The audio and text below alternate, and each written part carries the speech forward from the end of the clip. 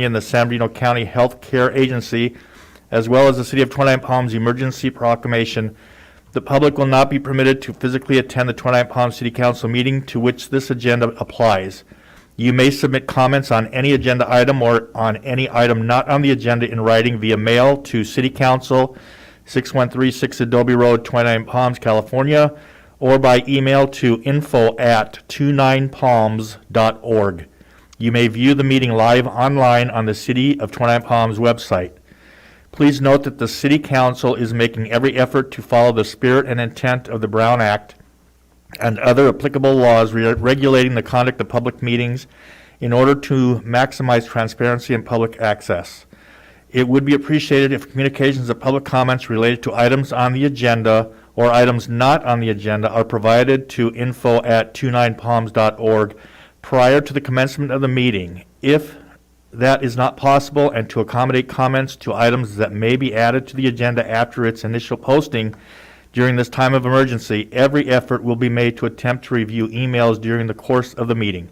Towards the end, the mayor will endeavor to take a brief pause before action is taken on any agenda item to allow the clerk to review emails and share any public comments received during the meeting. Now I'd like to call this meeting to order. And Randy, could you lead us in the pledge, please?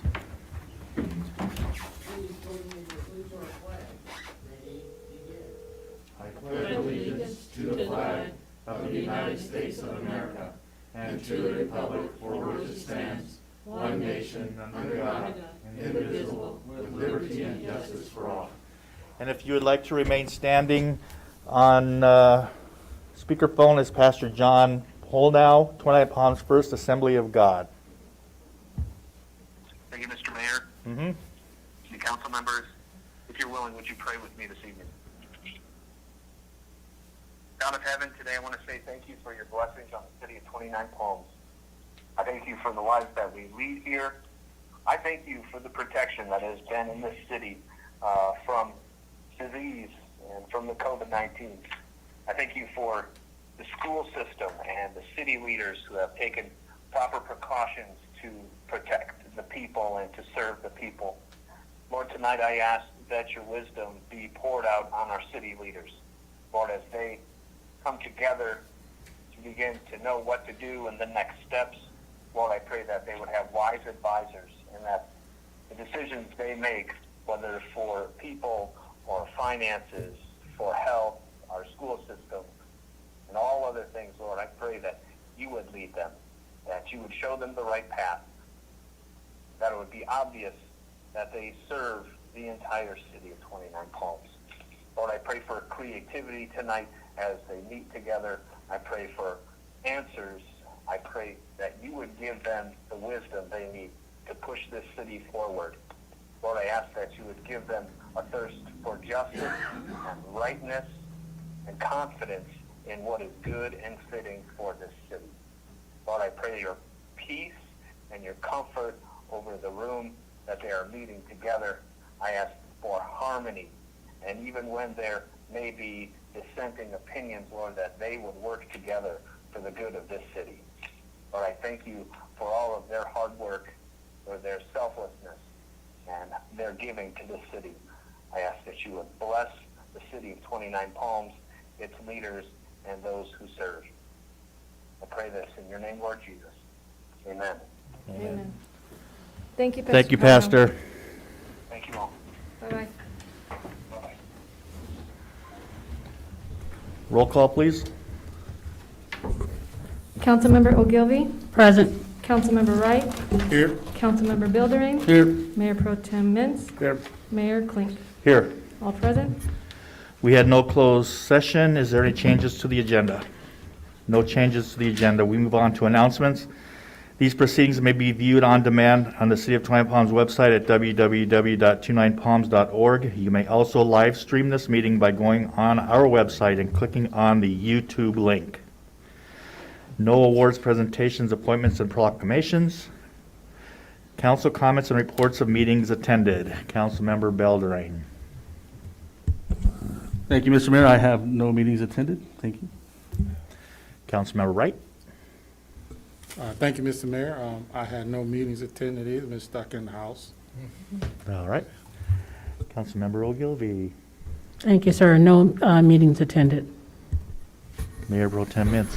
Yes, yesterday we had the Mojave Air Quality District meeting.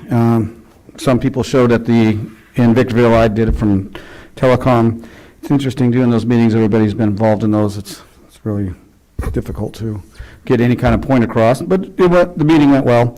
One of the things that they did is that we're not going to be able to do any kind of celebration yet for a while, but the district actually bought one of the school districts down there an electric school bus, and they're going to see how long they can use it, but experiment with it, and they already have another one in the works to buy another one. So I'll keep everybody informed. Maybe we can get one up here, and that's the only meeting I had. Thank you. All right, thank you very much. And I was in a virtual meeting today with the mayors and the county Board of Supervisors President Kurt Hagman, and right now there's really not much to say other than to stay at home and do everything protocol, go out for your essentials, and go back home at this time. Hopefully next week they will go to phase 2 up in the state, and maybe we'll be able to start opening up some of our businesses as well. Okay, and also I think I forgot last April to wish happy birthday to everybody celebrating in April, and I think Eli still out there? I think your birthday was here not too long ago, wasn't it? Yesterday? We got to sing happy birthday to Eli. Happy birthday to you. Happy birthday to you.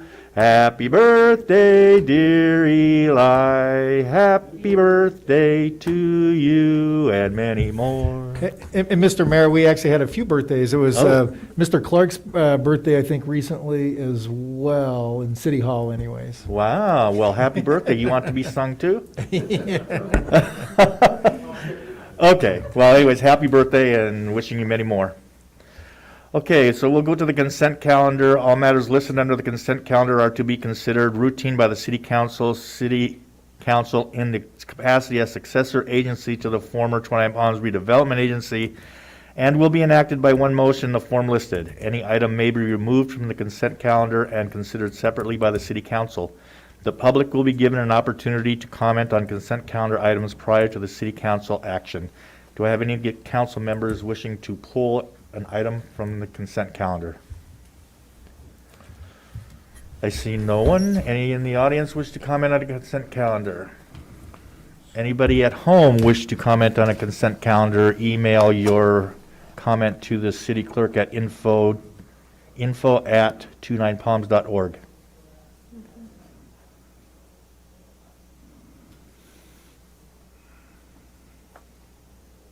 Okay. Bring it back to council. Discussion, motion. I'll make a motion we accept the consent calendar, and I'll abstain from warrants 10385, 10397, 10416, and 10433, all Project Phoenix related. Thank you. A second. I have a motion from Mayor Pro Tem Mintz with all his numbers, and I got a seconded by Council Member Ogilvy and Council Member Wright.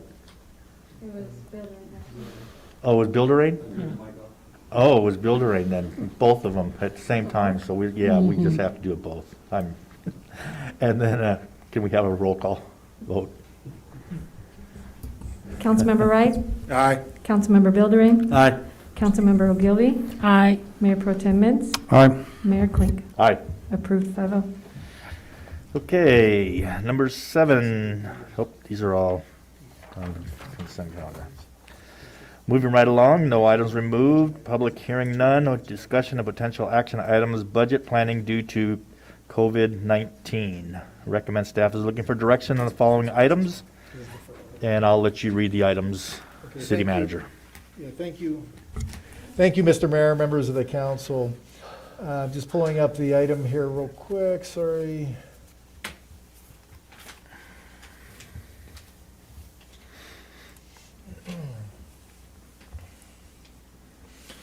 So the item in front of you this evening has 5 recommendations. The The first recommendation that staff is looking for direction on is the cumulative budget for both fiscal 19 and 20 will be balanced. So I'm looking for policy direction on that, utilizing only the $380,000 of general fund reserves, which was from last meeting to fund the COVID-19 stabilization fund. So that's, and I'll come back to all of these later on in the staff report. But that's one policy direction I'm looking for that you as a council want me to ultimately present to you later, a balanced budget for those 2 years. The second item in front of you this evening is the city and the school district need to agree to a fair share agreement on this school resource officer, SRO, estimated between 42 and 52% split, or otherwise jeopardize the funding of the position. The third recommendation is the city will continue our commitment to ensure the citizens are water safe, however, reduce the operational hours of the recreation swimming pool. Fourth is the city will offer a deferral for transient occupancy tax, affectionately known as TOT, in the first quarter of 2020, which is January through March. And finally, the city will not fund 2 part-time staff positions at the visitor center over the next 12 months. And, you know, as manager, I have the unfortunate responsibility of presenting these options to you, and I understand that, you know, these are very difficult decisions for the council to make. Just by way of a little bit of background before we get into the PowerPoint, currently we are on a 2-year budget. So right now, council last June adopted a 2-year budget, the fiscal year that we're in today and the fiscal year that we were entering into next year. So on a typical process, we would be bringing you the budget in the latter part, or maybe the early part of June, at some point in June, to make any minor adjustments, because the council has already adopted it, so it would only be adjustments at that time. Given the COVID-19 issue, we're starting from scratch. So giving the loss of revenue and the subsequent expenses associated with it, we are starting from scratch. On a typical scenario that we would be starting from scratch, the process would begin in January. So you could see this very condensed version of the budget planning. So from this meeting through June 30, we'll be having several meetings to discuss the budget. Just kind of getting into, the PowerPoint and kind of reviewing some of the items as discussed. So what we're going to talk about this afternoon or this evening is just reviewing our revenue. Let's start with our revenue, our forecast. And let me start by saying this is going to be a very fluid situation, primarily based on revenue. The revenue, as estimated last week, is ever changing. And I probably should have started off by saying this. The mayor alluded to it. Earlier today, the governor gave his update on opening up California in a four-phase approach. Phase 1 is currently defined as what we're doing now. It's in a proactive medical data-driven perspective, right? So that's what we're doing right now. We're testing, we're getting the data, we're analyzing it, we're flattening the curve, we're going through all those steps. Phase 2, which is anticipated, as he said, is in weeks, not months, but weeks. The anticipation is May 15th, just the middle of the month, but he said it's in weeks, not months. However, it's very limited. Based on his press conference today, the items that would be opening are very low risk, establishments, things like retail that have very low customer contact, maybe greater than, or things like a grocery store and other things in that same arena. Where the additional, and there's no details, the details are going to come from the county, which we suspect those county details will be coming very shortly. Phase 3, he said, won't be in weeks, it'll be in months. And that is the majority of our economy, our restaurants, our bars, our our barbershops, a lot of us are continuing to, grow out our hair, and they're saying another 2 more months, for that. So, and then phase 4 is, all the sporting events and large gatherings. So the reason I wanted to say that before we get into the revenue, the revenue is going to be fluid. Staff report was written last week, and there's been new information that we got yesterday from HDL, which is our sales tax consultant. Brianne, who is with our T-bid, has got some new reports from the travel industry that are getting worse. TOT, the sales tax is, the new projections are getting worse. Given the governor's response today, I think those, responses will even be, those updates will be even, less favorable from a sales perspective. So anyway, just keep that in mind. The numbers that you have in front of you are going to be fluid. The sales numbers probably, the next time you see it, will probably be even reduced even further. So we will review those revenue numbers for both fiscal years. We'll review the actions that we've already taken place. The budget policy recommendations and directions and future actions. So where I wanted to start first is that first recommendation said is, from a council direction perspective, is that you want me to deliver you a balanced budget. Do not use our quote-unquote savings, okay? That's a policy direction. Why that's so important, it gives me the direction, because next week, you'll start seeing, not next week, next meeting, you'll start seeing the full budget, okay? So by giving me, and this is my recommendation, if you give me that direction, then as I come back, you will still see those options that are in the budget, because if it's a zero-sum game, so if the revenues are down and you want me to have a balanced budget, I got to have the expenditures equal to that. So when you see the budget next time, you'll see those, items that are, potentially eliminated and or reduced from the budget. So staff is recommending that you do give me that recommendation. And if you do choose alternatively to go into reserves, then the question would be, again, from a budget planning perspective, well, how much do you want to use then? Reserve savings are just that. There are reserves and savings. They are for one-time purchases. One of the things that we got to keep in our background, potential use of these funds, and we're not sure where we're going, right? Before the COVID-19, and I know Councilmember Wright sat into a few meetings and heard it, the construction economy was flying high. The economy was going well, and we were getting concerned about Project Phoenix because we just didn't know where, because we were going to get our bids for our building in December. And we wanted to kind of, be conservative and say, well, council, if and when, if it continues to go up, you may have to peel off some money from the reserves to pay for that. Now, given the current scenario, I'm not sure. Maybe there's a silver lining. If we're looking for a silver lining in this whole COVID-19 issue, maybe construction costs are going to go down by it gets to December, and we won't have to touch that. But anyway, that's just something in the back of your mind that could be there in December, one way or the other. The thing that concerns me, I guess, from an inflationary perspective, is the infrastructure program that the government talks about. And if that does come to fruition, it's going to inject a lot of money into projects, and the construction costs will go up. So anyway, just something to kind of keep an eye out for. What reserves are typically for is one-time purchases, things like that, as I mentioned, or a bridge. Your bridge is, hence the metaphor, is, a beginning to an end, right?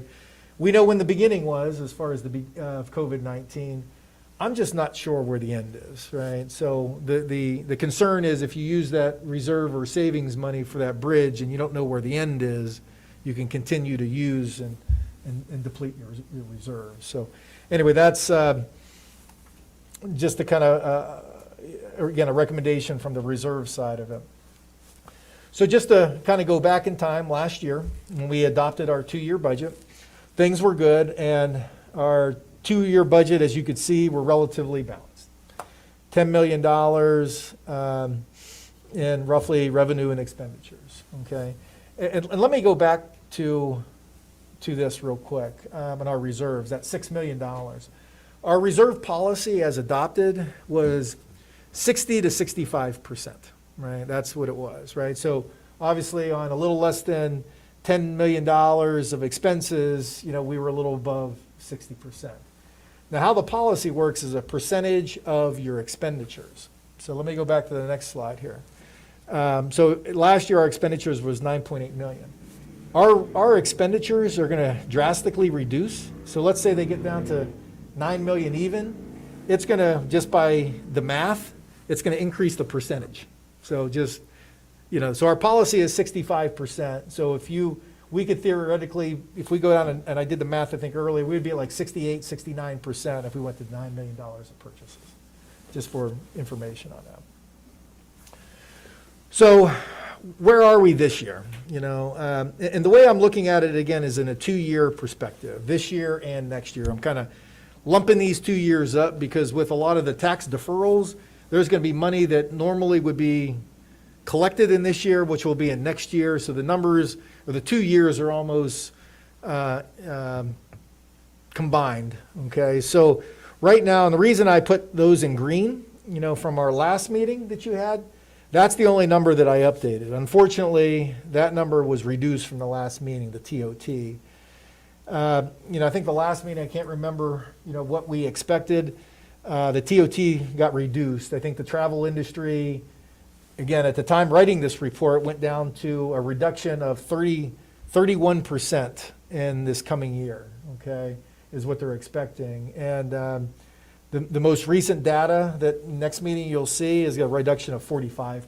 So it's going in the wrong direction. And even additionally to that, we expected to be open in May, and it doesn't look like we'll be open in May. So we probably won't get any TOT revenue or sales tax revenue, or very little of it in the next month. So again, these numbers are very fluid and moving, but we're looking at about a $557,000 revenue loss in this fiscal year, and only those 4 months. Next year, again, I put it in green. Everything else, I kind of remain consistent with the exception of property tax. I think if you look at our budget, and these are only adjustments to our revenue, okay? So when I did our budget, I anticipated an appreciation growth next year.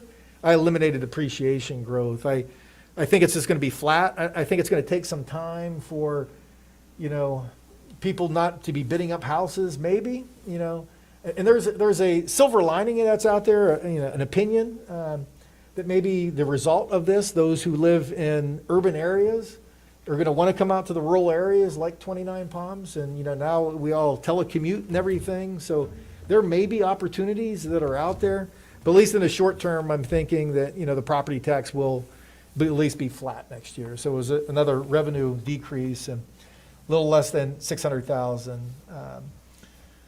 So what are the things that we've done so far? So we froze our STEP and COLA increases over the 12 months.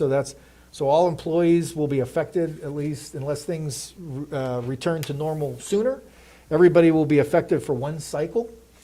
We had layoffs of our part-time staff, and both of those were roughly $77,000. We had some voluntary furloughs, only for a quarter. We didn't want to overtax, if you will. Since these were voluntary, went to June 30th. We will potentially go back and see if there's others that want to in other quarters, potentially, but that's only until June 30. There was early retirement incentives, and this will be adjusted because there was a third person who came to it. This is 2 people right now, and there was actually a third person. So we had some, obviously some savings there in early retirements. And other miscellaneous costs, travel, training, and lobbyists were probably the big 3 there that we eliminated from the budget. So as you could see, over $600,000 so far that, in the 2 years anyway, that we have eliminated. So when you kind of combine the 2 years, going from the top line first, revenue losses, in those 2 years, just under, $1.2 million. The actions that we've taken so far, helped. So I got question marks here on the federal help, and there's also state-related things too. I don't know, right? I mean, a lot of us have watched the news, follow kind of what's going on politically. You know, we have gone through 3.5, the last one they considered a half of stimulus programs, and the fourth stimulus program, as desired by a lot of states and cities, is a fourth one that will help us. You know, there is a lot of political divide on this right now. You know, hopefully the earliest that it possibly could be is at the end of May, if and when that does happen. But there's a lot of gridlock on this and dialogue in DC on this. So I've got the question marks there. In addition to that, we're actually right before the meeting, the league has put together an action alert, and they're asking for the mayors. So, you know, I'm assuming that the council does want me to do this, but I'll ask the question anyway, to send a letter from the mayor, all the cities, to our legislatures, to our governor. So within the CARES Act, there was, I think, $8.4 million that went to the state. And then there was money that went to big cities, 500,000 or greater. Small cities didn't get anything. We got zilcho, right? So that's what the fourth stimulus is for. So the cities in California are kind of lobbying the state of California, and if it's okay, we could have the mayor sign it to say, hey, divide up that $8.4 million to the cities. Now, it's probably not going to be, you know, there's 400 and some odd cities, counties, and states, so it's not a lot of dollars, but nonetheless, you know, every bit will help. The next line is sales tax and TOT deferment. And this is even kind of piggybacking off of another policy direction that's in the staff report. So sales tax, property tax, even income tax, and we followed suit with TOT tax to defer it 90 days. So most of our, you know, we're assuming most of our TOT, we're assuming most of our sales tax does defer, okay, 90 days. So that'll move it from 1 year to the next year. Sales tax does have an additional option by the state. They said if you're under $5 million in sales, they consider that low sales, then you could have payments over the next 12 months. So there is going to be a shift, you know, from 1 year collections to the next year during this time frame. But there's a second part to this, which is there'll be defaults. You know, I threw a number, 5%, you know, hopefully it's less than that, but there definitely, unfortunately, probably will be businesses that just don't come back for this. So we got to put something in there for, you know, a non-collectible amount. And this ties to, you know, one of the other policy directions tonight. Attached to the staff report is the letter that I sent to all hoteliers that acknowledges that the city will defer. And I need, you know, concurrence by the council on that tonight, that they can, and they can defer it that 90 days with an incentive, 10%, to pay it now. And happy to report, at least as of earlier today, we had, I think, 3 people that have already paid, you know, the TOT. So, so there is some folks already paying their TOT with that incentive. One of the additional things with the TOT that I requested, just not to exacerbate the cash flow issue, is if a entity, a hotel, chooses to defer it for 90 days, at that point in time going forward, you're on month to month. So as an example, January, February, March, you would defer that to 90 days, but April, and granted, there's not much activity in the hotels right now, but April would be due 30 days later at the end of May, right? And the reason I did that is I didn't want the first quarter then to be on top of the first quarter, the second quarter, then it's just getting, you know, out of control, for lack of a better word. The next line is, at last meeting, the council acted on that stabilization fund, $380,000. And I probably should have put this in green too, because this is an update from last meeting.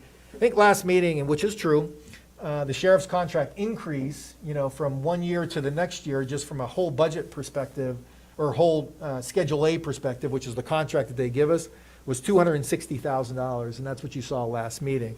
However, within the budget, I did anticipate some increase, just not all the increase. So really what we need to absorb is $83 additional $1,000 from the budget. So in all total, as you could see, we'll have a deficit in this year, but we'd have a surplus in the following year.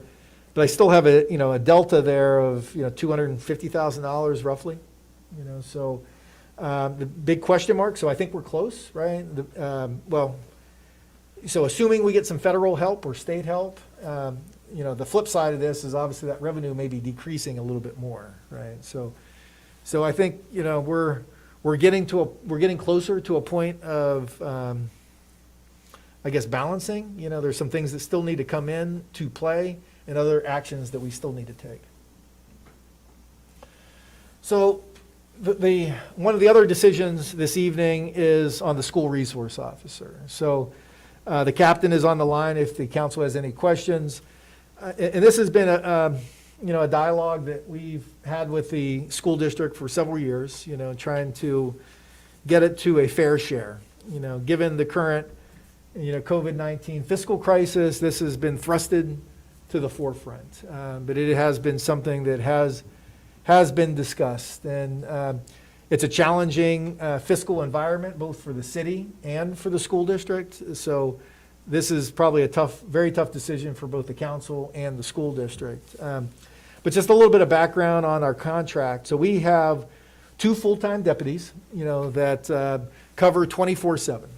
So 24 hours a day, 7 days a week, 365 days of the year, we have 2 deputies on. Then in addition to that, we have a 40-hour week traffic officer, and we have a 40-hour week school resource officer. The school resource officer, their first priority number 1 is the schools. So that is what they are tasked for. The only reason that they would be called off of that priority is if there was something major happening in the city and the captain or the watch commander would have to pull all hands on deck, right? So other than that, it's that's their priority. If this goes away, just to draw the comparison, they would go into, whatever the priorities of that day are. So right now, if a school principal calls the SRO and says, whatever, I got a fight going on or I got something bad going on, I need some help, boom, they're there, right? Versus if this goes away, they'd make that phone call to, let's say, 911, and it would go into the priorities, and depending on that moment, it may be 10 minutes or it could be 3 hours, you just don't know given what's going on at that point in time. So one of the things you kind of worked with the school district is, they have two disagreements. One is 50% of the time, that they're at the schools roughly 50% of the time, and again, they have a difficult time affording it. So one of the things that they wanted to see is some documentation of 50%, right? And the deputies don't, they don't job cost their daily activities, going, hour 1 I'm over here, and hour 2 I'm over here, and hour 3 they don't do it that way, right? I mean, they are managed by their watch commander and the lieutenant and the captain, and they do their job very well, and it's the same training for an SRO if you're in the Morongo station, if you're in the Akaipa station or the Victor Valley station or wherever in the county, it's the same training, right? So the captain tried to kind of put some, nuts and bolts to it, to kind of work through the numbers, and, looked at a 184-day school year, less days for training and sick and other. It was about 143 days at 6 hours a day, and it kind of equated to on the low end, 42%. And the deputies works, the SRO works 4 tens. If they worked 5 days a week, it would be 52%. So I think just working some basic numbers, we're right there. The school district did a survey with their principals and said, how often do you see the SRO? And they said, well, I see him 1 or 2 hours a day. But, that is not a true representation of kind of what activities go on by the SRO. The SRO does work on a case. It may be here at our station or our office here, working on paperwork as relates to the school. If there was a, bullying, on the internet, whatever it may be, they may be going to the parents' house, right? So there's activities that they do to support the SRO function that is not primary at the school, okay? So that is, and they, that's a little point of disagreement. So one of the things that I did do is, I said, well, let me look at my surrounding schools and cities and see if any of them are anything different, right? So I checked with Apple Valley, Victorville, Needles, Yucaipa, Grand Terrace, and Barstow. Barstow is the only one of this list who doesn't have, they have their own PD. So all these others have San Bernardino County Sheriff's Department as their police force. And all of them, Apple Valley has their own police department for their schools, and they pay that 100%. Victorville, 75% is paid by the school district. Needles is, 45-45, 10% from the sheriff's department. Yucaipa 50-50. Grand Terrace 100% by the school district, and again, Barstow 50-50. So I think there is enough data there to support that, we just want them, we don't want this to go away. We just want them to pay their fair share. Captain, is there anything that I missed there that you'd like to add, or anything you want to correct me on that I misspoke on? No, sir. I thought it was very well covered, and I would be happy to answer any questions. But I did want to make just one note for the mayor and council members to realize. In the staff report, the data I provided, I indicated that there were roughly 535 calls for service at the schools. What I was indicating at that was 535 calls broken down to the point that the school resource officer responded to. In actuality, the calls for service to the school district during school hours was closer to about 672 calls. And the reason I separated the two is because at times the school resource officer may be involved in a high priority investigation for the school district. At the same time, another very high priority incident happens at the school. When that occurs, because of the priority of the call and the fact that the school resource officer was unavailable, we would send our patrol deputies to that call. So the actual overall number of calls for the school is a little bit higher than I indicated on the staff report from that perspective. I hope that makes sense, but I'd be happy to answer any questions. So just kind of running through the rest of the staff report, and Captain, there may be, questions after this is all done. The swimming pool is the next topic of discussion. Again, all these items, I get the unfortunate pleasure of kind of, offering these up for discussion this evening. In talking to our recreational staff, and we have both Ms. Minitry and Mr. Council here this evening. They would be recruiting and hiring and training as we speak for the pool. Given the current scenario that we're in, which is no guidance at all relating to public pools, we haven't done that. We have, however, reached out to some of the folks that left last year at the end of the summer and see if they were interested in coming back. Some are, some aren't. So we've kind of gauged that a little bit, but we haven't gone through that process because we just don't know. San Bernardino County seems to be, day 2, 3 days a week, maybe behind Riverside County. Last week, the Riverside County issued the order to allow private pools to open. So private pools are, like Lincoln Housing, as an example. San Bernardino County hasn't done that yet. Riverside County hasn't done public pools yet. So not sure yet what that looks like. I think the conventional wisdom would say chlorine kills everything, but again, we just don't know what those rules are. But aside from that, from the fiscal perspective of that, I put on the PowerPoint, the day, basically. You got swim lessons, we got adult lap swim, then we got, public swim. So Memorial Day is when we open, which is coming up here very shortly. clear through Labor Day. So one of the recommendations would be is to limit the hours, of the pool. So as an example, I don't have the schedule of a limited hours tonight in front of me, but if the direction is to look at that, there would be things like, as an example, maybe only weekends, maybe shorter hours, maybe less days of the week, things like that. The pool, just from a cost center perspective, which is a benefit to the community, does have more cost than revenue. So that's why we're bringing this forward to the council for discussion this evening. Then finally is the visitor center. Again, those 2 members at the visitor center, the city pays. Well, there's three part-time people there. The city pays for 2 part-time people that cost $28,000. Then the T-bid pays for another part-time, which staffs it, 7 days a week, right? So the impact of this is like the pool, limited days, limited hours. So that's the real impact of, getting this defunded.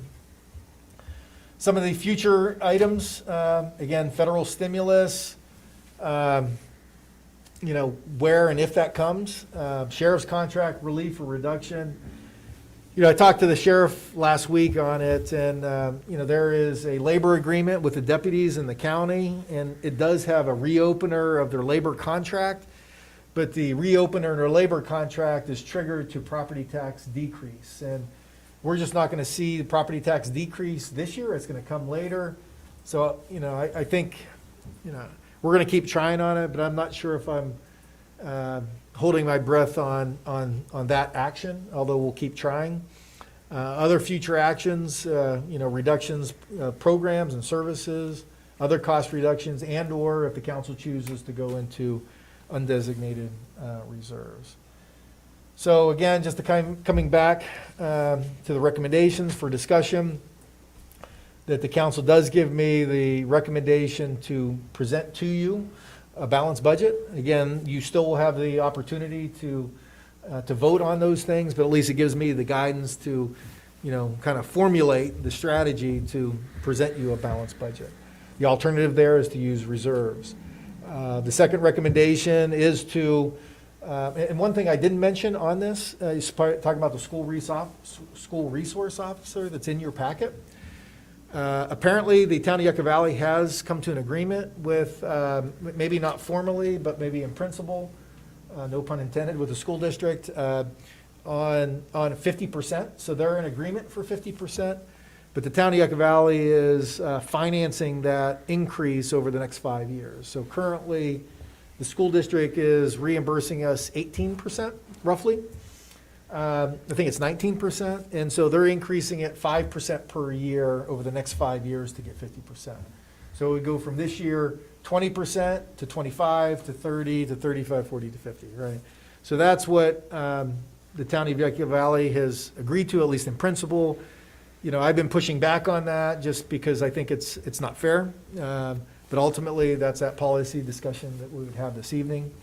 The swimming pool, as discussed, if the council so chooses to reduce hours of operation, TOT to reconfirm the deferral of TOT for the 90 days, and then the other measures associated with it, which is the 10% discount and the paying the month-to-month. Then finally is, not funding the 2 part-time staff in the visitor center for the next 12 months. So that concludes, my staff report, and myself, the captain, and the staff are here to answer any questions. On the budget, the COLA and the frozen steps on COLA, they're going to miss 12 months, right? Correct. So 2021, they all know, right? So everyone from 1920 who's earned a step from That is correct. June to June, I guess? Yeah, so the point in time that we froze this was the date of the local emergency proclamation, which I think was March 17th, I think, whatever that date was. So everything from that day forward, going around the clock to the following year of March, if it was the 17th, March 16th. So everybody would lose one cycle.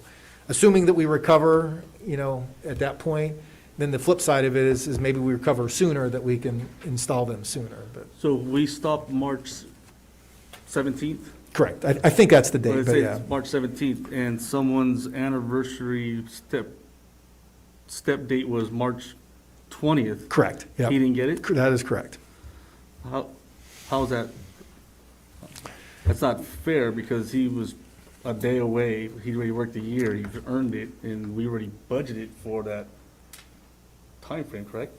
That's correct. No matter what point in time you're going to pick, if it's, Well, June to June, I mean, that's our fiscal year, wouldn't that be our 12/12?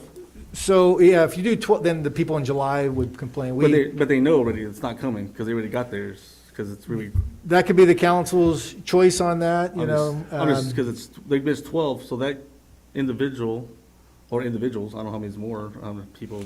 There's probably a handful of folks. From the manager's perspective, I think it's tough to give raises in this current climate, But they already earned it because it's already a fiscal year. I mean, I understand 2021, because that's the future. We're gonna freeze it because we're telling them. But if they already came around and right to the finish line, we say, no, because of this, I think it's kind of like, it kind of sticks them. Also, are we gonna back pay them? So if it opens up in November, are we gonna back pay them all the way to the March 19 day? If we could afford it. If the economy comes back and we could afford it. I just think it's kind of. Yeah, all these items are, it's a I zero. kind of have to agree with Steve, because everybody else now is enjoying their step increase from July of last year to now. They've already got theirs till July or end of June. June, yeah. And they'll still keep that amount going ahead, they just won't get their next step increase. But these people that are right now from March 17th to July, they're going to be staying at last year's step increase. And then they'll be put back, they'll get it, I think we should at least, I think we should go June to June. So you want to give raises in this current climate? Well, they were supposed to get it anyways. Right? I mean, that's why I asked the question. We already budgeted for that 19 and 20, but 2021 is what Well, we already budgeted 2021 too. You're on a 2-year budget. yeah, so we already budgeted for them. Not to get an increase. No, to give them an increase. So Yeah. In if you go back- 2021, So what's on your or screen right now? 21, 20, no. So right on your screen right now, 19, 20, and 2021. Right, okay. You've adopted those budgets. And within those budgets have step increases and Okay. COLA. So 2021, they will not get an increase. Well, no. So 12 months. So we initiated a local emergency on March 17th, I think. So from March 17th through March 16th of the following year, those would be frozen. So the latter part of 2021, those would be back on again. So out of those people that fall in that March to June, How many? yeah, how many of them asked for, volunteer for the furlough? I don't have that answer for you, but I can get that to the council. Is there a lot of people? I mean, it's only 60 some days. I mean, is there a lot of people in that window that did not get their step increase? I wasn't prepared to answer that. Oh, yeah, I'm sorry. Yeah, Yeah. so I would guess, I know at least 1 or 2 or 3, and that's off the top of my head, quite frankly. But even in that same time frame, I guess to Mac's question, you had people giving up their pay during that time frame. So I would have to find out that too. Okay, yeah, that's another category. But those who's still at work, if they fall in that category, there's people in that Right. category too, and there's that category. I mean, if they furlough, that's their choice. But if they came to work every day from March 17th to March 17th, and then this happened, knowing that they missed out on their step but we normally go June to June, so it's kind of like we used the COVID date to not pay them so that's the perception. I don't want that to Yeah. be. Well, if the way you're saying it then is the folks who are going to be frozen until March, they won't get their COLA, but the people in their, or if they're entitled step, and then after March 17th of 2021, those folks will get their step, but the people in front of them wouldn't. So they're going to get their step a year later, where the other folks are going to get frozen. What are they gonna get? because they earned it on this day, but we held it, so we're gonna give it to them another year out. No, they're gonna get another step, but the folks who won't get paid, so let's say there's 30, we have 30 employees, 23 won't get their step between, in the year of 2021, but now those 7 who didn't get it in 2020 is gonna get it in 2021. Yes. Did I say that right? Every employee for 1 year won't get their step. So all we're talking is time frame, right? So March to March or July to July, every employee for 1 year. But what about last year? Or what we're in right now, everyone so far has gotten a step increase, right? Up till March 17th. Right. So come March 17th, they gotta now wait another year before they get their step increase, and these guys already got their step So they increase. gotta wait 2 years. Or 2 years. Those people fall in at 60 days of June first. Yeah, you'll fall on that no matter, what you do, right? Because if you do July, those people in August will still have to wait a year. But we're talking about something you have not earned yet by something they've already worked 302 days for. Absolutely, this is, if the council wants to choose to do that, that's. Yeah, the only reason I asked about the furlough is because if it's those people, I mean, they may be willing to wait. That's why I was asking. Yeah. That's true too, so.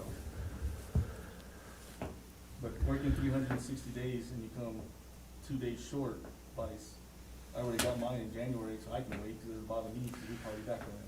What about COLA then too? Because, COLA is all in the past year. And we budget for it. We budget for it.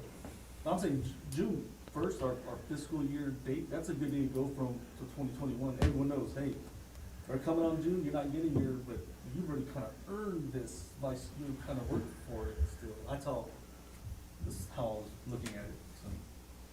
I just hate people right across that finish line for their step and we take it from them to wait another 300 some days when someone was 2 days before the crisis got theirs.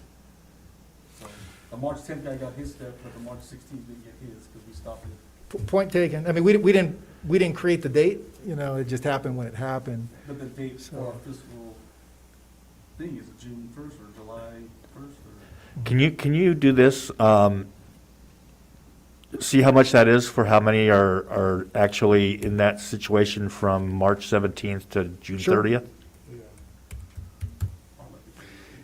Oh, no, I don't think it's that many people. Yeah, it's only, I know 1, maybe 2, folks. If I were to vote on it now, I would say just go ahead and give it to them, and then freeze everything for next fiscal year, 2021. Then Also- everybody has their step increase from this year, and then from 2020 to 2021, we're frozen for everybody. Right. So for 12 months, just later on. Mm-hmm. Instead of making it from March to March, let's just do it from Our fiscal year. Keep it, What about COLA then? when does that come up? Or has it already been paid? It's, July 1st every year, we give it, and these all become zero-sum games, right? So by adding this cost, we're gonna have to subtract somewhere else, if the council wants budget, if you want a balanced budget. Yeah, but the COLA, so that means they've already got COLA for 20. They got it, we're in July. 2019. So it'll be coming up in July, and that's in retro as well. So how COLA works is, so the state looks at, and I think it's up to probably February right now, because it's a little lag. Where are we at now? April? So it's probably maybe even January, so it's always in reverse. So, you see what, the COLA increase before was, and you add it now. And so I could check to see what COLA is, but it's July 1st. But again, that's a zero-sum game, because if we add that, then we got to figure out, where we subtract somewhere else.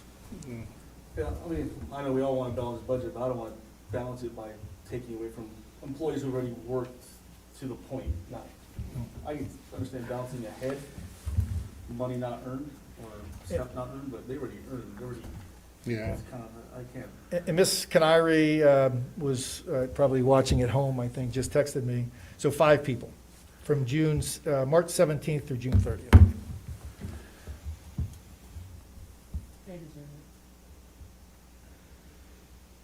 I think they do. Get those numbers, I think, make a well-educated Okay, decision, sure. not just try to do like this. But just a question, I know they're trying to do that. And I thought it said on there that fiscal year 2021, step increase and COLAs were frozen. I thought it had on here. That's correct. Yeah. Okay. For 12 months. And the 12-month time frame Yeah. we picked at the emergency. Then after that 12 months, we'll decide to hopefully go back Correct. to it. Yeah, so at the end of the 12 months, the idea. Or even before. To the question, do you reinstate that? Do you retro it? All depends on kind of where we're at. Yeah. the time, so. Okay. I think you kind of have, it's the only place that I saw what's a little concerned. Yeah, yeah, and I think I got policy direction on that. I got nodding of the head, so. Okay, I mean, I got a question Sure. related to, the police. How about we do this? Let's just go right down the line first. Okay. Let's do the city and school district so that we can Okay. focus on that, and then we'll get down to the police. Okay? On as far as for the balanced budget, it would be very helpful, though, if you would show the options of what you're reducing, so that if we decide to use certain line items if we'd have to use the reserve, if that's a certain item that we want to keep or at least partially fund. So it would be helpful if you would show us where, how much you're reducing from each program and/or from which line item. okay, yeah, So that so if we do decide, almost like when we do the, Actual. our wish list, where you give us the items that you would like us to fund, and then we defunded 380,000, so that you could show us where you did reduce, so that if we decide that one line item, we'd like to keep that funding, kind of what they just did with the steps and the COLA for the 2.5 months, then we'd have that option, without having to keep going back and having you have to research the figures, so just to kind of recap that, so I'll just make up something. Office supplies, and I'm just making it up for the lack of a better thing. I'll show a reduction of $10,000, so you could see what, we're reducing to balance it, and I just make up office. Yeah, and, yes, whatever it is, so. yes, thank you. Yep. Okay, the next one is the city and the school district. So, but the first one, is that, Oh. is that the policy direction to present to you a balanced budget? Yes. With showing as Councilmember Mintz said, what things are going to be reduced to balance it? Okay. And the 5 people. Oops, the 5 people that are, Okay. okay, the city and school district. Anybody have any questions for staff on that? Well, I really very, very hesitant about having that go away. It's just the way that things are coming from the state as far as what the schools can't even do. At least law enforcement has an idea of where these folks are at and who they can be helping, because some of those kids just need to be helped, and the sheriff is there actually. At least they have an option to go into a sheriff. I realize it's not a very good option for us, but I really don't, I can't see us unfunding that. I mean, I I agree. applaud Frank trying to get more money from the school district, and if we can get it up to 50% in 5 years, then great, but I can't see unfunding it. I agree. That's definitely something that should not go away, and maybe we should follow suit with what Yucca Valley is doing. I just don't like the idea of following suit with Yucca Valley, because we're different from Yucca Valley. I do agree that the resource officer is important and needed, but at the same time, I think that the school district should be willing to get to 50% faster. If we've got all these other counties and towns that's, paying 75%, the school district is 100% and that kind of stuff, then they can too. So I think they should be able to get there faster, not 5 years. So. Well, I absolutely agree. But from what the city manager has been telling us, his negotiations with the school district it's like pulling teeth. And it's unfortunate. I don't know what their budget is for, their concerns are. Now, the traffic officer is 40 hours. What if we just for a year dropped him to 20 and used that partial of that money to at least get us through 1 year to help balance the budget if we did that? Yeah, and that's one of the things that the captain and I talked about. If we had to cut something, the traffic officer would be the option. So as an example, if the school and if the council chose to not fund the SRO, that body SRO, if you will, just wouldn't be a priority from the school, but they would come into the community to be another deputy on patrol, right? And then what would be reduced then would be the traffic officer. So Captain, is that an option from a reduction perspective, only to do 20 hours as opposed to 40 hours? Unfortunately, no. I understand the question, I think, but the problem would be that there would be no revenue stream that paid the other 20 hours of that position. Therefore, it wouldn't work out that way unless there was another entity picking up the other hours to make the full-time employee. So either we keep it or we don't, as far as the traffic officer.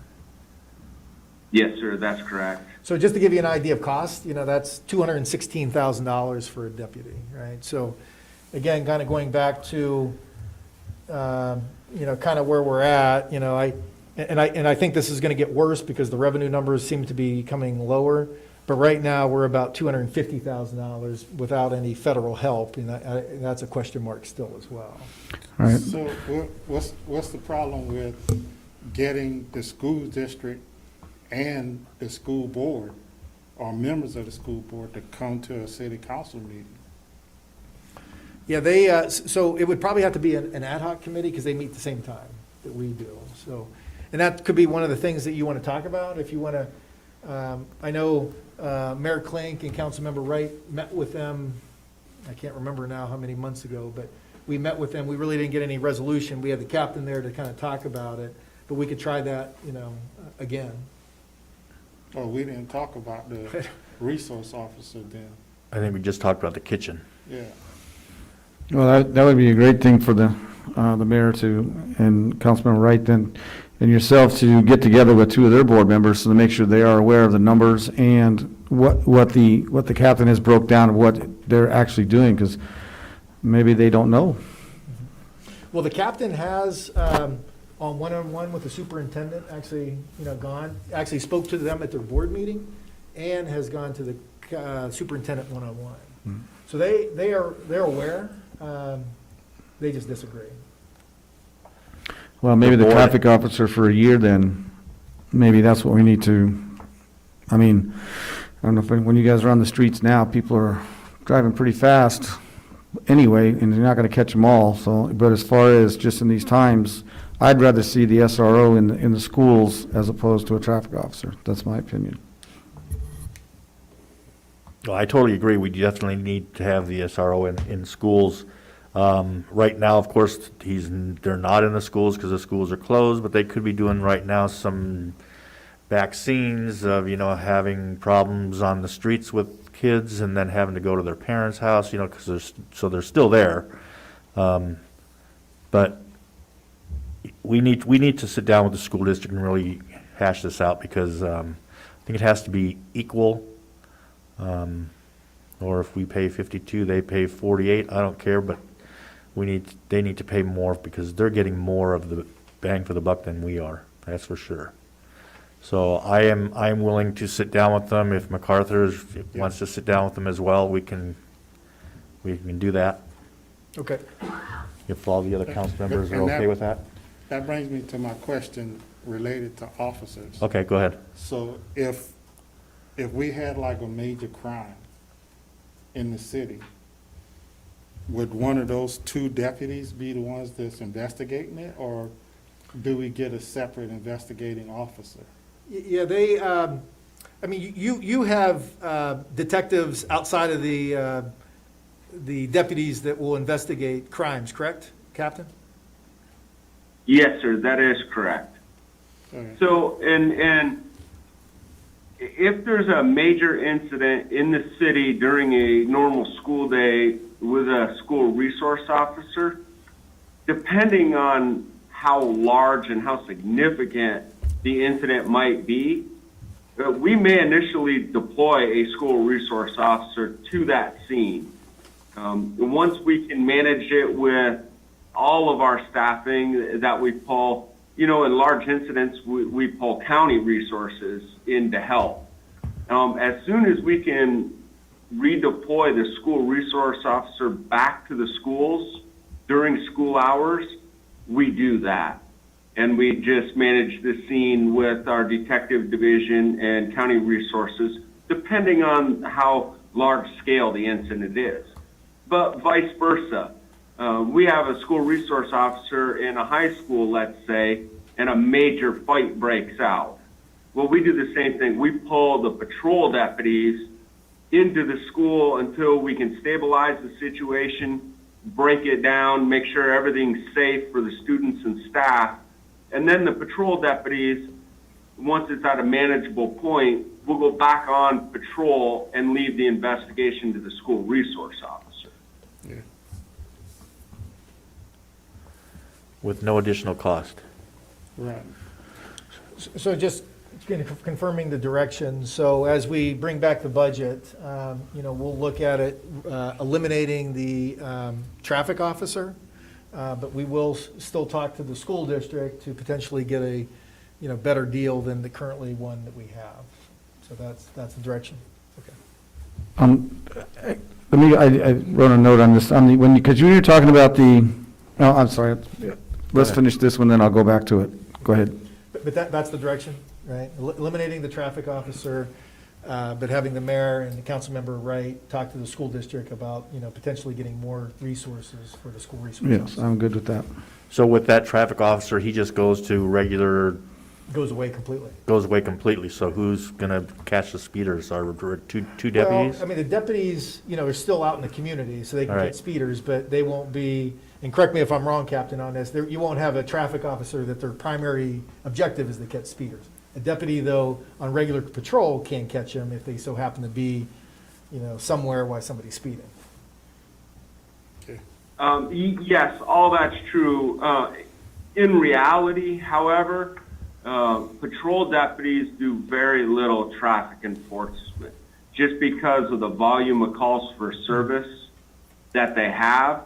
There's very little time, if any, for a patrol deputy to do any type of traffic enforcement outside of responding to a traffic collision, where a lot of times it takes multiple resources to safely block intersections and conduct the investigation.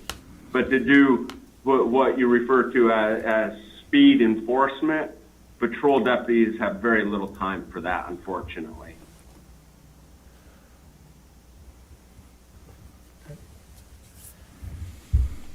Okay, so everybody okay with that? Going to number 3, the city will continue our commitment to ensure the citizens are water safe, however, we reduce the operational hours of the recreational swimming pool. Mr. Mayor, can I just go back to the budget part of it? Okay. Frank, you were talking about because of the reserves at 65%, you said it could go up to 69% is what we're contributing.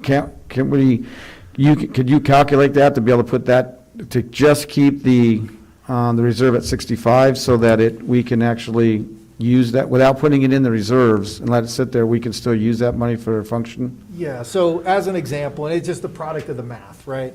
So reserves are based on expenditures. So if you look at the prior year, so 6 million divided by 9.8, that's 61%. So that's what we were in this past year. But looking at that expense based on the cuts that we probably are going to have, let's assume that we go down to $9 million, right? So it's still $6 million. So 6 divided by 9 is 67%. So our policy is, Oh, so okay. the number doesn't change, but the percentage does, just a matter of. Okay, all right, good, because I thought you said at one point it'd be 90%, 69%, that's 4% is, for us, is a lot, so. Yeah, it's Okay, all right, 67. 67 is not, okay, thank you. You're welcome. Sorry, Mr. Mayor. It's all right. I wrote that, I just didn't say it. No problem. The swimming pool. Questions for staff on the swimming pool? I would be interested in. Or can we have Randy, Yeah. or can you come up and talk? Okay. Why don't you come up and talk and give us numbers and all that good stuff, or, Well, I don't have any figures in front of me. Okay. As Frank had mentioned previously, we would be in the middle of training and rehiring our staff to open up for Memorial Day weekend. Currently, we don't have any new staff on hand. We do have 4 staff that are certified as lifeguards, the recreational full-time staff. So, if I could give any direction, I would say proceed with caution, due to the fact that we still don't know what's gonna happen from the government or Department of Public Safety in regards to social distancing, things of that nature. We would love to open up all of our programs, but unfortunately, that's just not reality right now. yeah. So, we're just waiting to hear, from you guys, what would you like us to do? And Mr. Mayor, just one other thing while Carrie's up there. The other thing that we've been talking about too is summer day camp as well. Carrie has mentioned to me that in times, or maybe all times, in Patriotic Hall, you got 50 kids in one room with how many instructors. So not sure, in the social gatherings perspective, if that even comes back. How long does it take to gear up? So you have 4 right now, so how many folks could be in the pool if you had 4 lifeguards working? Well, we would have to have 4 guards on deck at all times. We Okay. have to have 1 at each of the shallow station, the deep end, the baby pool, and somebody in the office to assist in case there's an emergency. We need somebody to call and assist. So- So we would have to have 4 people there 4. at any given time. So how long does it take you to gear up a lifeguard?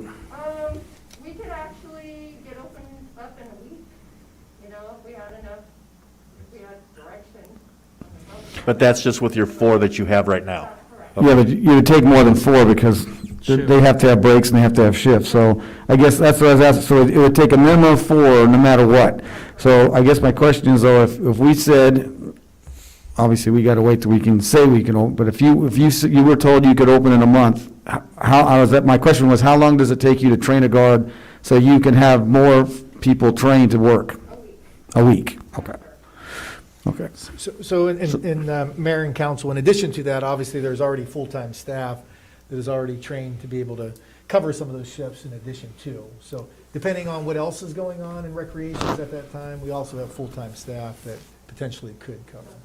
Okay, so in other words, it'd only take you a week before you could actually open full-time? Yes, our lifeguard certification course is a 5-day program. There's a lot of hands-on. They have to actually go into the pool, perform rescue scenarios, things of that nature. So it's a lot of hands-on, a lot of training. Okay.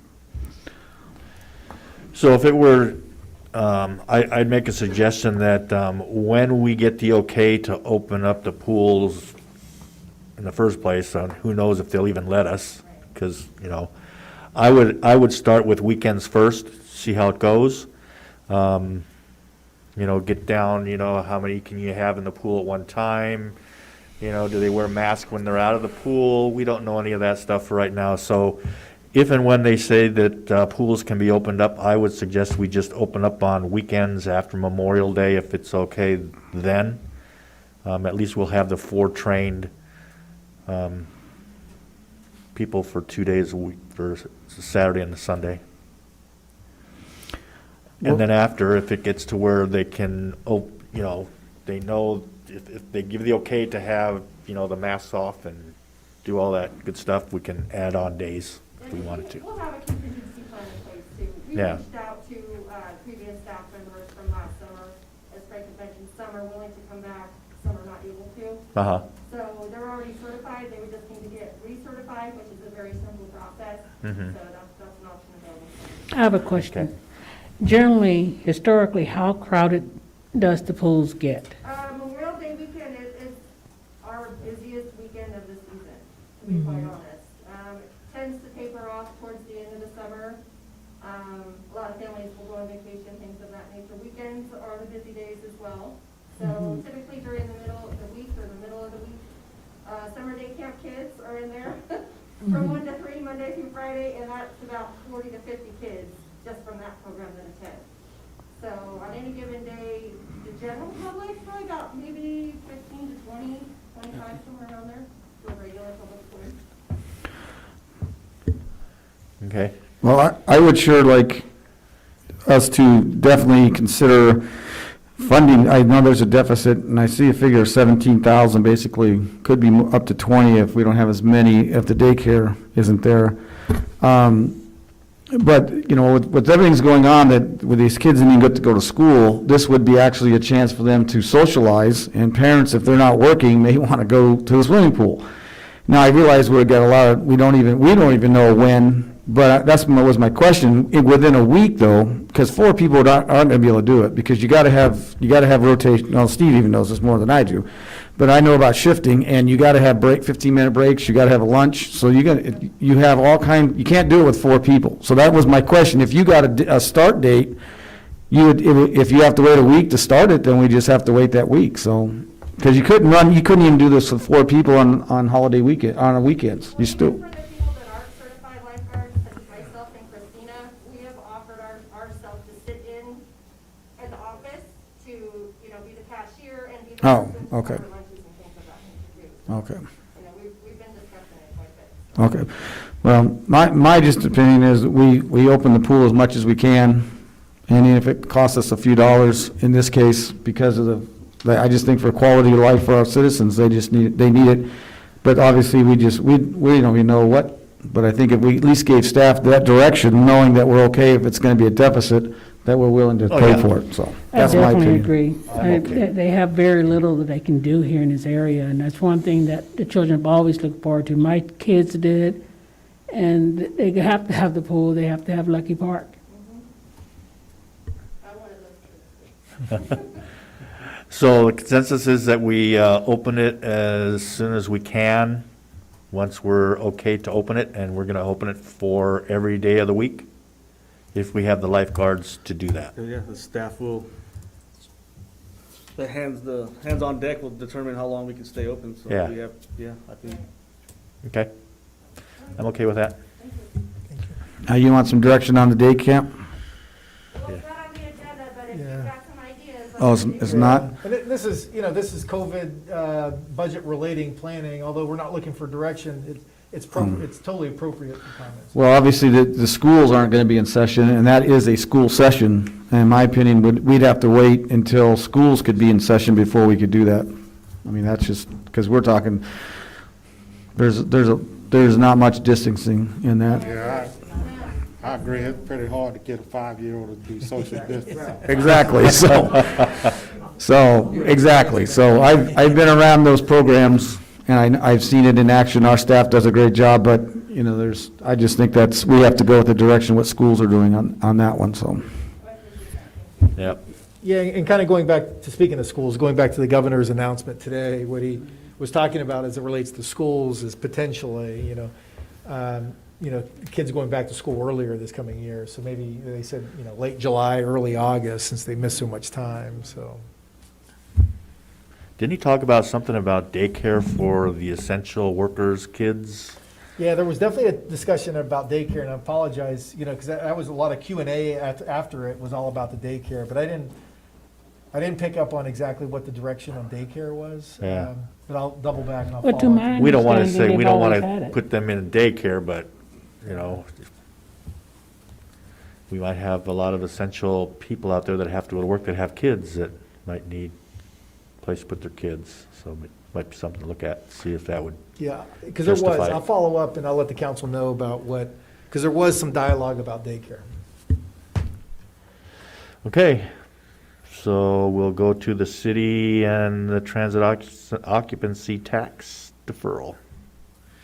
And Mr. Mayor, I know there's some public comment as it relates to that, if the council so chooses to hear it now.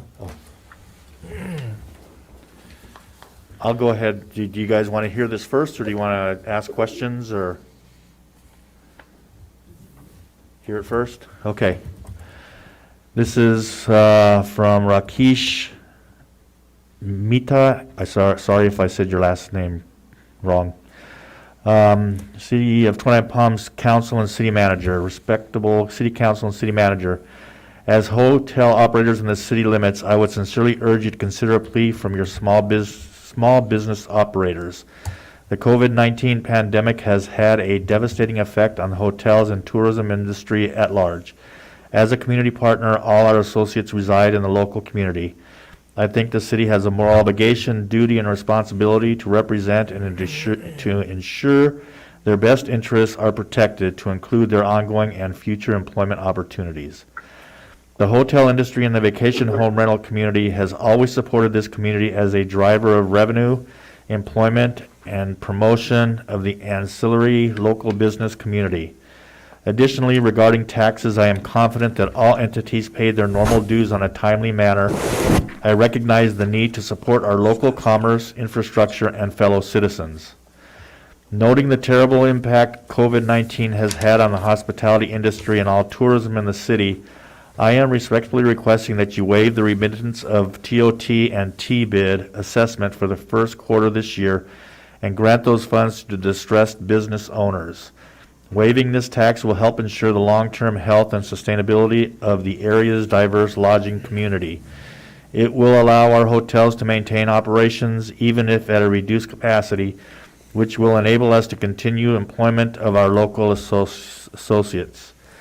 Their employment is an added benefit to the community in that it reduces the number of those seeking unemployment benefits, allowing the genuine and legitimate individuals to take advantage of a system already stressed by the ever-increasing number of unemployed who are in desperate need of a financial assistance.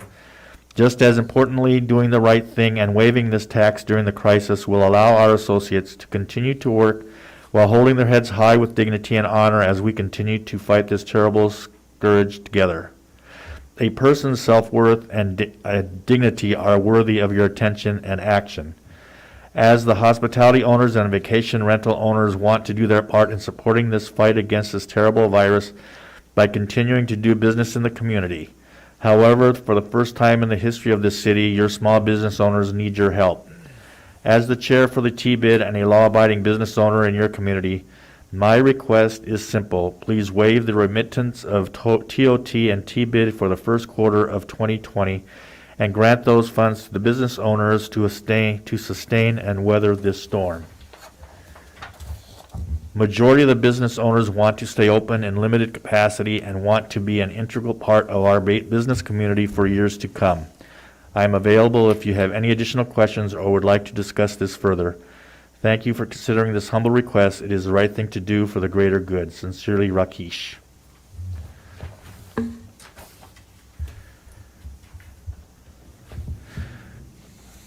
Is there Okay. one? Just the one is all I have. And Mr. Mayor, just to give you a perspective of that, I think he requested the whole thing to be granted. It's about $350,000. Okay. Do I have any questions for staff? So the state, basically, with the sales tax, they've done a 90-day deferral, and with property tax and state tax, but yet they're still going to be required to pay it. Correct, at the 90 days. And we already had hotelers already pay their share. We've I mean, had, not their share, the money they collected from their occupants, they paid that money to the city. yeah, we've had, at least at the time of the meeting anyway, 2 so far that have paid. Well, Okay. Anybody? I'm okay with doing it the same way the state's doing it, the 90-day deferral. Okay. Yeah, I have a question on that. We discussed this, Frank. The T-bid has a reserve of $200,000. Is there any way that maybe we could take some of that as a loan and give it to the hoteliers and then have the T-bid pay back the city later? So I talked to our city attorney about that, and so the ordinance as it relates to the T-bid is a voluntary collection for the benefit of marketing. So it doesn't, it can't pay for things that we're talking about now as far as an incentive back to the hoteliers. It doesn't allow that. I know in talking to the mayor, you know, how creatively can we put this together, and kind of working with us with the city attorney. The best way we could do it, and here's an example of it, and it does have challenges. So right now, as an example, at least currently, in the budget, you have $15,000 of PAC money that is currently paid for by the general fund. So in theory, the T-bid could pay for that PAC money, so the T-bid could pay for that PAC money, which will free up general fund money that in turn, you know, it's indirectly, but it accomplishes what you're talking about, to have T-bid reserves pay for that incentive. Here's the problem, though. You know, the city attorney and I are kind of walking through this. So in year 2 or 3, let's say, when this crisis is all gone, you know, just with any policy, you know, the T-bid board could choose not to fund that anymore, right? I mean, there's nothing that restricts that other than, you know, other than an agreement today, which, again, just like policy can change from different council members on. So that's the challenge that is out there. So you could do, you know, you could do that in that way creatively, because directly speaking, it can't use to fund it, but you could do it indirectly. The problem is, you know, that there's, you know, things could change in a year. You know, different boards, different objectives, you know, not wanting to fund general fund expenses. Okay. Anybody else have questions? Well, my thing is about all the other businesses too. I mean, because, you know, if we're doing this for hoteliers, then what about the local businesses that are suffering, you know, barbershops and stuff like that can't, you know, open and that kind of stuff. So, I mean, I like the idea of doing it the way the state has done it, you know, deferral, and I like the incentive that Frank gave. So I think that's the direction we should go. Anybody else? Yeah, and Mr. Mayor, another question was asked, and again, I think Ms. Canari's watching this on TV, so she sent me a text. So as of the meeting anyway, so 3 hotels have paid, and 14 vacation home rentals have paid their TOT. And how many hotels do we have? 3 hotels, so 3. so we have, I don't know, so we have 600 and some odd rooms, so we have 5 of the big hotels, then I think there's 12 in total, but it's approximately, I may be off a little bit, but it's approximately that. Okay. So what is, do it the 90 days, Yes.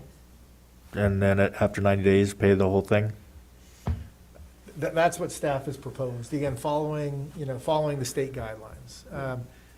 Now, the only thing that's somewhat different from the state guidelines is sales tax, that, you know, after the 90 days, they do for low sales, and the state has defined low sales as under 5 million, that the state does allow now sales tax to start being repaid over the next 12 months. So as an example, if you can't pay it, then they'll take payments over the next 12 months. So then August, you'll pay 1/12, September, you'll pay 1/12, et cetera, et cetera, et cetera. So that's the only thing in addition to what is proposed. And could we do that with the hoteliers? You could, yeah, we could figure out what, you know, low revenue is. You know, the state has defined low revenue as 5 million. We could do the same. I don't think any of the hotels have, you know, I don't think any of them surpass 5 million, but they may have, but, well.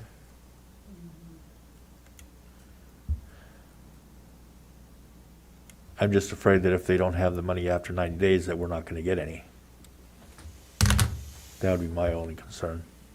And if there And might that's be the- something at the, you know, to break it down for 12 months to pay it off. Well, the first quarter is January to March, right?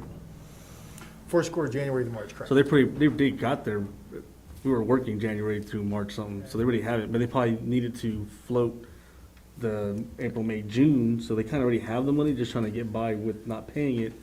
So they have the money, they're just trying to use it to float, which I understand. So they do, it's not like they've been not money for 3 months, they have it. That's why people have paid it, so. And also too, I have in there, if you do go for the deferral, you start paying monthly, because I just don't want to exacerbate the problem, meaning, and I know April, they probably don't have that much in sales, but nonetheless, at the end of April, you pay it 30 days later, May 31st and et cetera, so. And then at the end of or at the end of July, then they pay whatever they owe for the first 3 months. Correct. And, so I guess the question is do you want to do the state model going to another year after that? I would say, And obviously, you don't have to make the decision tonight. Right. I mean, 90 days, we'll be in the 90 days next meeting or the meeting after. Right? So. I think we should think about if they, because some of them do probably collect a lot of money and they probably need that money to go through July. They might not have that money brought, saved up again. Maybe, the 12 months, 1/12 for 12-month pay that money that they owe off. At least we know we got our money and we didn't get anything.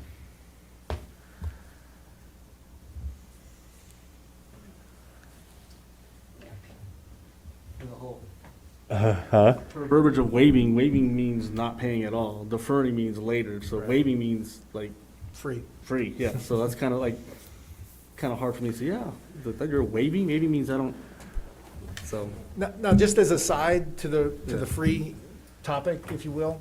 So I know, kind of let the council know, and we're trying to figure it out. It seems like it's got a lot of strings attached to it. So through the CARES Act, they allocated money to the cities through the CDBG process. And so we will get $102,000. One of the things that we can do with $102,000 is business loans / grants. So it could either be a loan or a grant. Lots of restrictions attached to it. The CDBG office kind of told me, and they said, well, when legislation passed on it, they didn't change the rules. And the old rules are, as an example, because this is the framework that I was thinking of. Not a lot, right? So, but something. So $100,000. So if we take, 20 businesses at $5,000 each is $100,000. Again, we'll probably have more than 20 businesses that would want $5,000. Nonetheless, that would be the program.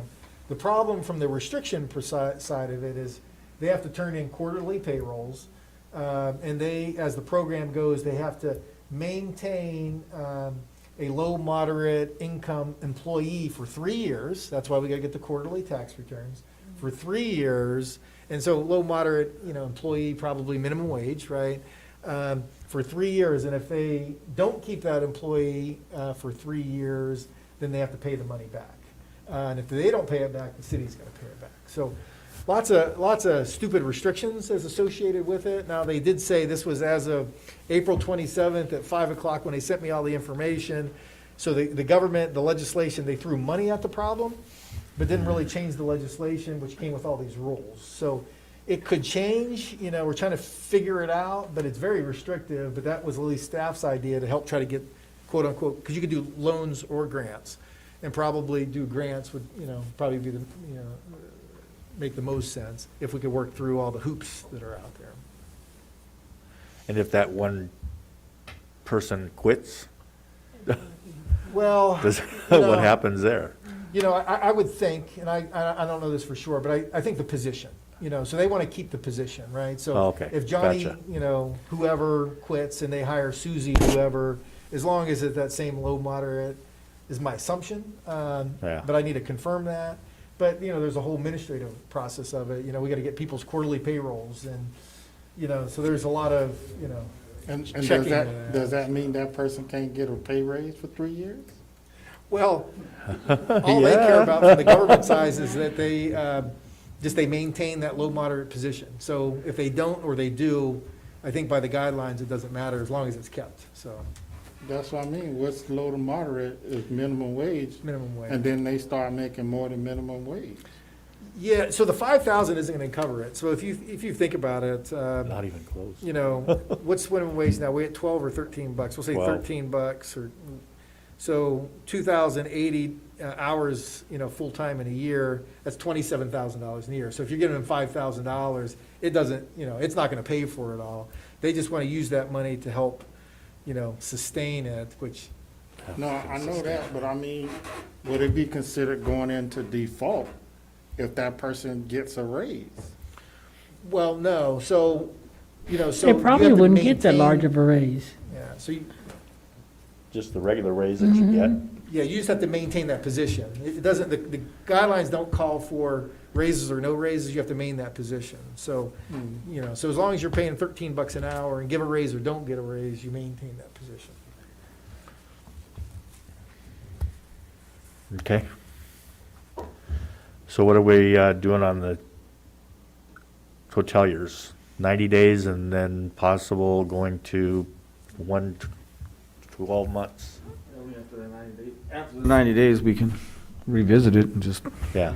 see what we need to do. And, you know, and I think the council, probably all 5 members, are very sympathetic to the business community, the hotelier community, the citizens in general, right? Well, I'm living it, so I really am sympathetic, but I understand. I'm the only one in the room without an income. But I did check with all the other surrounding hotels, and, you know, nobody was doing any more than the 90 days, although some of them kept it open, that they're considering things, you know, nobody's done anything yet, so. I think it's, you know, great that they were considering something, and hopefully that's enough. Okay. The city will not fund the 2 part-time staff at the visitor center for 12 months. I'm okay with that. Yeah, we learned some social media stuff, so. Yeah, and there will be a new economy, you know, as we keep talking about, so visitor centers may just be different, period. right? So that was the easiest one But of the 5? T-bid though, Brianna is there, right? Yeah, she's there, so they have, in essence, four people there, so they have Brianna, which is full-time, then 3 part-time, so the city pays for 2 part-times, and a T-bid currently pays for 1 part-time. So they only have 2 people there then? Correct. Okay. Okay. Anything else on 1 through 5 that came up after we discussed it? Carrie and Randy, thank you very much for staying here through the whole thing, and we hope that we'll be able to open up the pool, but who knows, they might think that the spit out of the mouth might cost, yeah. Hey, is Summer the day- captain, is the chief still there? Mr. Mayor, I have a question. Yes, still here. Okay, hold on, chief, we have one question Summer here. day camp, how long would it take you to man it if they say we can do it? Virtually impossible at this point. Through the hiring process and, Honestly, yeah. I reached out to the staff from last year. Out of the 7, I only got 3 yeses that were Okay. willing to come back. And that takes about 4 to 6 weeks to hire a new person. You get interviewed, get fingerprinted, drug testing, and everything else. Okay. And all that's on hold right now as well. That's what I was asking, what's the turnaround time, so. Yeah. So that might not even go through this year. Yeah, so if they come back Yeah, mid-May, say, yeah, we can do that, yeah. we're not gonna be ready by June. It'd be impossible. Okay, Yeah. all right, thank you. Chief, since we're talking about this COVID-19 and all that, have your guys have any calls on that to get people to the hospital, or can you tell us, or if you can't, we understand? Yeah, I can give you an update on our operations involving COVID. From the very beginning, we've been taking additional measures, making sure our guys are safe. They've been wearing Tyvek suits, masks, goggles, gloves, trying to limit our exposure for all medical calls. Then we triage the patients, see if they have any of the signs or symptoms, and then we take it from there. As far as if we've actually been on calls with COVID patients, we don't get that information back from public health. So at this point, we're just treating everybody like they have it. Like they have it, okay. Just taking for every call. All right. Thank you very much. Captain, anything you want to say any more?